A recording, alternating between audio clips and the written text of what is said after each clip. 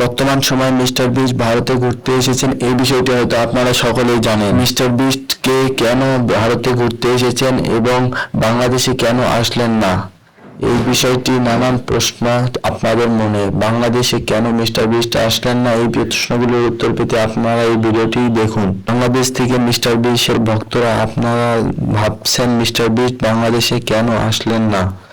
আসলে mister beast বাংলাদেশে আসার অন্যতম একটি কারণ, মিস্টার বিস্টের বাংলাদেশে কোনো চীনা বা অচেনা কোনো ইউটিউবার নাই। আমরা জানি মিস্টার বিস্ট প্রত্যেকটি বড় ইউটিউবারদের সাথে কোলাবোরেশন করেন এবং তাদের সাথে যে ভিডিও করেন সেই ভিডিওর মাধ্যমে তাদের সাথে পরিচয় হয়।